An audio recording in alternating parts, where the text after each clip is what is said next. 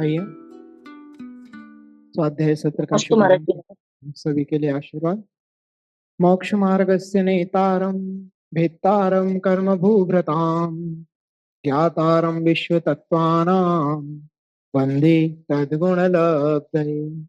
सरस्वती नमस्तुभ्यं वरदे कामरूपिणी विद्यारंभं करिष्यामि सिद्धिर्भवतु मे सदा।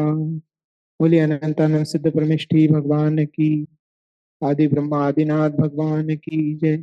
आद्य गुरु शांतिनाथ भगवान की जय। चिंतामणि पार्श्वनाथ भगवान की जय। द्वादशांग जिनवाणी माता की जय। गणधर भगवान की जय। समस्त पूर्वाचार्य गुरुदेव की जय। तत्वार सूत्रकर्ता आचार्य उमा स्वामी गुरुदेव की जय।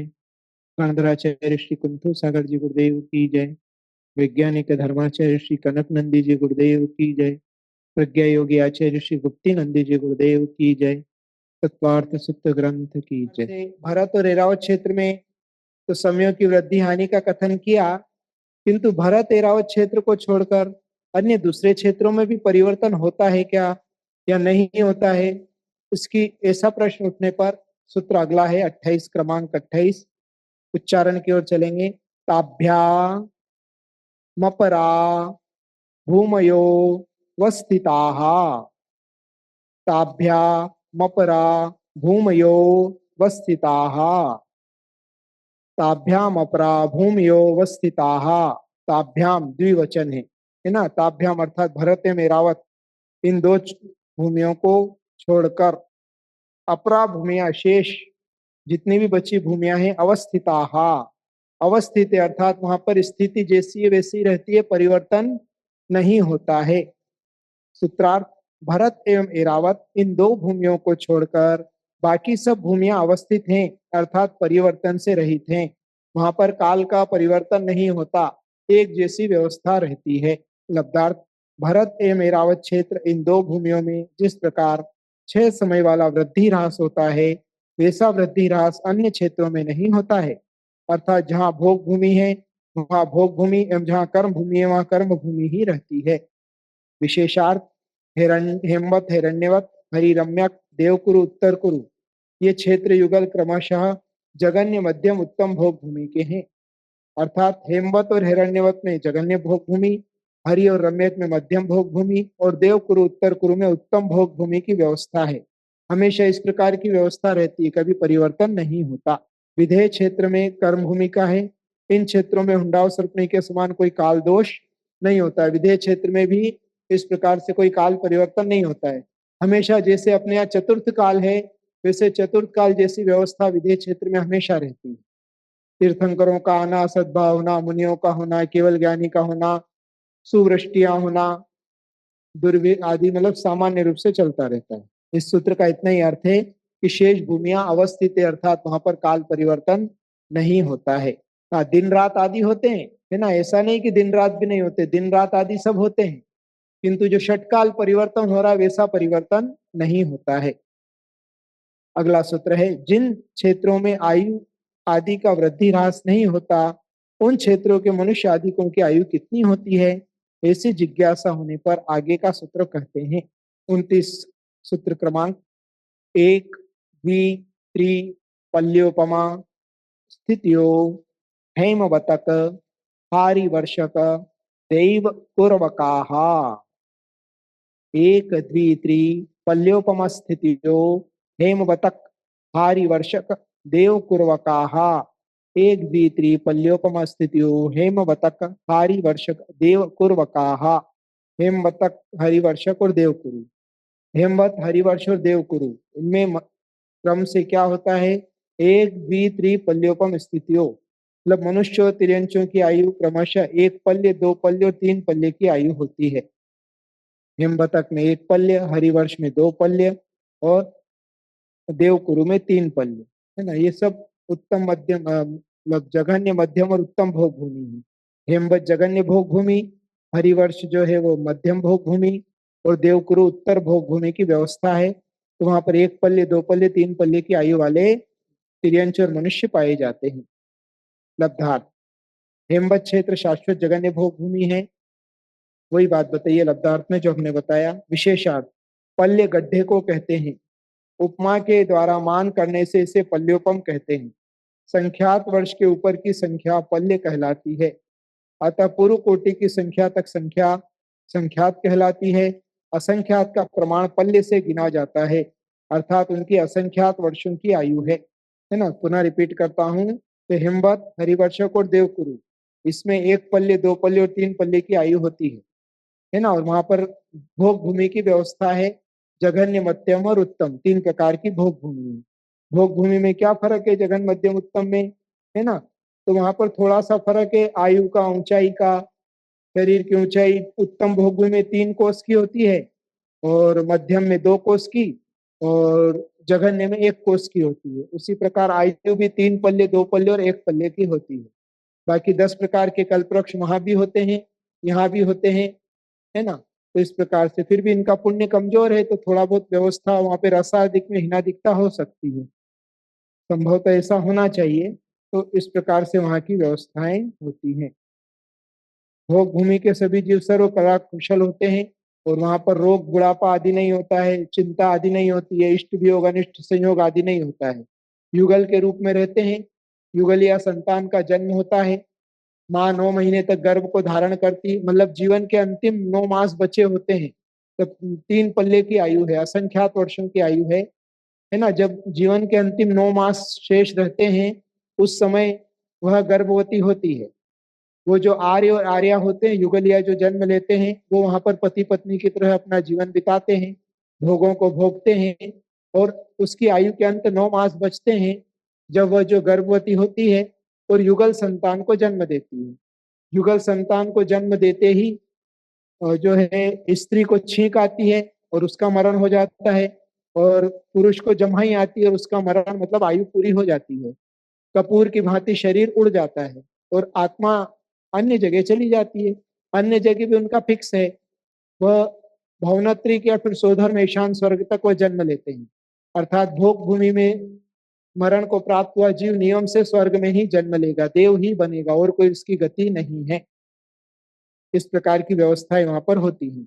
बाकी जीवन भर जो युगलिया ने जन्म लिया, वह कुछ दिन बैठे बैठे लेटे लेटे अंगूठा चूसते हैं, फिर बैठने लग जाते हैं, घुटनों के बल चलने लग जाते हैं। इस सबका क्रम है 7-7 दिन, 9-9 दिन, इस प्रकार से, और चल के, और 49 दिन या ऐसे कुछ दिनों में वह युवा युवती की तरह हो जाते हैं। एक जवान स्त्री और एक जवान पुरुष की तरह हो जाते हैं, सुंदर होते हैं, और पति पत्नी की तरह वहां पर आर्य और आर्या के रूप में रहते हैं, और वहां वन में, बगीचों में, सब में घूमते रहते हैं, और वहां की भोग भूमि से उत्पन्न भोगों को, सुख को अनुभव करते हैं। सबकी अलग अलग है। समय आने पर उनको जब भूख लगती है, तो वह इतने समय के बाद, उनको अभी यहाँ पर लिखा नहीं है उसका, मुझको स्मृति में नहीं आ रहा है, तो इतने दिनों के बाद उनको भूख लगती है, तो वह बहेड़ा, आंवला और बेर, बोर जिसे आप बोलते हैं, उसके बराबर के फल का आहार करते हैं। तो इतना आहार करते हैं उनको तृप्ति हो जाती है। बाकी निरंतर भोगों को भोगते रहते हैं, घूमते रहते हैं, भ्रमण करते हैं, वहां कुछ भी काम नहीं करना पड़ता है। कपड़े नहीं धोना, बर्तन नहीं, कमाई नहीं करना, खेती नहीं करना, कोई व्यापार नहीं, कोई राग देश नहीं, कोई झगड़ा नहीं, है ना। राग देश का अर्थ यहाँ पर लड़ाई झगड़े से लेना, बाकी एक दूसरे के प्रति राग तो होता ही है। स्त्री और पुरुष का जो राग है वो तो होता है, और बाकी पंचेंद्री के विषय भी वहां पर है ही, तो ये तो सब होता ही है। पर अपने यहाँ जैसे छोटी छोटी बात में गुस्सा करना, लड़ाई झगड़ा करना, वैसा राग द्वेष नहीं होता है। और वस्त्रांग, भूषणांग, पानांग, मद्यांग, तुर्यांग, वादित्रांग आदि नाना प्रकार के, ऐसे 10 प्रकार के कल्पवृक्ष होते हैं। ज्योतिरांग, उन सब से उन्हें वस्तुएं उपलब्ध हो जाती, कल्पना करने मात्र से वस्तुएं उपलब्ध हो जाती हैं, और वो आनंद लेते हैं। कौन जाता है भोग भूमि में, किसका जन्म वहां पर होता है? जो यहाँ पर दान देते हैं, है ना। दान के द्वारा भोग भूमि प्राप्त होती है। सम्यक दृष्टि जीव यदि दान देता है तो नियम से स्वर्ग की आयु का बंध करता है, और मिथ्या दृष्टि जीव अगर दान देता है तो भोग भूमि में जन्म लेता है। दान, दान की विधि से, दान अभी आगे सूत्र आने वाला है। अनुग्रहार्थम स्वस्याति सर्गो दानम, दान उसे ही कहते हैं जिससे अनुग्रह हो, स्व और अतिसर्ग, तब दूसरे का, स्व और पर का। अतिसर्ग मतलब अपनी एक एक्स्ट्रा वस्तु को त्याग कर देना, किसके लिए? जिससे अपने गुणों की भी वृद्धि हो और जिसको हम दे रहे हैं उसके भी गुणों की वृद्धि हो, तभी दान माना गया है। और दान भी दान की विधि से, विधि द्रव्य दात्र पात्र विशेषात तद विशेषः, विधि द्रव्य दाता और पात्र की विशेषता से दान में विशेषता आती है। ये सब सूत्र आगे आने वाले हैं तत्वार्थ सूत्र में, है ना। तो जो दान देता है, जैसे गुरुओं को आप आहार दान देते हैं कृतकारित अनुमोदना पूर्वक, तो उससे भोग भूमि की प्राप्ति होती है और वहां भोग भूमि में सुखों को भोग कर वह नियम से स्वर्ग में जन्म लेता है। और स्वर्ग में जन्म लेके अगर वो अवधि ज्ञान से जानेगा कि अरे मैंने पूर्व पर्याय में दान दिया था और धर्म का फल मुझको प्राप्त हुआ है, तो फिर वहां से वह अकृत्रिम जिनालय की वनना को जाएगा, भगवान के समोषण आदि में जाएगा, सुमेरु पर्वत नंदीश्वर आदि अनेक जगह पर जाकर वंदना करके सम्यक दर्शन की प्राप्ति का पुरुषार्थ करेगा, पुण्य कमाएगा। इस प्रकार से एक बार के दान की यह व्यवस्था होती है। इसलिए हमें जीवन में अगर दान देने की पात्रता है तो अवश्य दान देना चाहिए, पात्रता नहीं है तो अनुमोदना करके भी, दान की अनुमोदना करके पुण्य का संचय करना चाहिए। आगे बढ़ते हैं। जिज्ञासा। सूत्र संख्या 29 में दक्षिण दिशा अर्थात नीचे की भोग भूमियों की अवस्था का कथन किया, किंतु उत्तर दिशा में एरावत क्षेत्र को छोड़कर अन्य 3 भूमियों के मनुष्य आदिकों की आयु की व्यवस्था क्या है, ऐसी जिज्ञासा होने पर आगे का सूत्र कहते हैं। तो विदेह क्षेत्र के ऊपर की तरफ मतलब उत्तर दिशा में, वहां भी उत्तम मध्यम जघन्य भोग भूमि है, तो वहां की क्या व्यवस्था है? वहां भी एरावत क्षेत्र भी है। तो बता रहे हैं, सूत्र है तथोत्तराहा, तथोत्तराहा तथा उत्तराहा, दक्षिण दिशा के समान ही उत्तर दिशा की भोग भूमियों के मनुष्य दिक्यों की आयु बल आदि की व्यवस्था है। मतलब जैसी दक्षिण दिशा में हमने बताई है ना, हेमवत हरि और विदेह की, है ना, उसी प्रकार से मतलब हेमवत हरिवर्ष और देवकुरु की जो बताई, उसी प्रकार से वहां के उदर की भी जानना। मतलब हिरण्यवत, रम्यक और उत्तर कुरु, उधर का वो आएगा हिरण्यवत, रम्यक और उत्तर कुरु, वहां भोग भूमि है, ऐसी व्यवस्था जानना चाहिए। शाश्वत भोग भूमियों में विकलत्र जीव अर्थात 2 इंद्रिय 3 इंद्रिय 4 इंद्रिय जीव नहीं होते हैं। वहां पर चींटी, खटमल, मक्खी, भौरा, भोंगा, है ना, ऐसे 2 इंद्रिय 3 इंद्रिय 4 इंद्रिय जीव विकलेंद्रिय वहां पर नहीं पाए जाते हैं। मात्र एकेंद्रिय और पंचेंद्रिय जीव ही पाए जाते, मनुष्य और त्रियंश। इन सभी भोग भूमियों में जन्म लेने वाले मनुष्य या त्रियंश उत्तम मध्य में जघन्य पात्रों को दान देने से या दान की अनुमोदना करने से होते हैं। इसलिए हमेशा दान देना चाहिए और कोई दान दे रहा है तो उसको बधाई आदि अनुमोदना आदि करना चाहिए। इससे हमें भोग भूमि का पुण्य बंध होता है और भोग भूमि या मनुष्य एवं त्रियंश मरकर नियम से देव गति में दूसरे स्वर्ग तक के देव बन सकते हैं। इस प्रकार ये सूत्र हुआ। अगले सूत्र की ओर चलते हैं।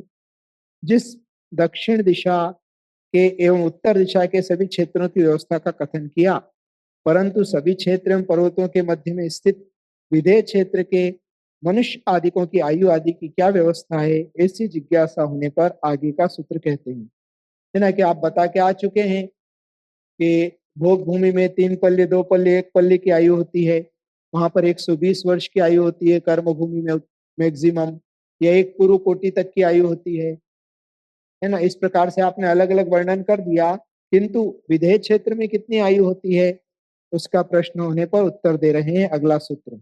सूत्र क्रमांक 31। विदेहेषु संख्येय कालाः,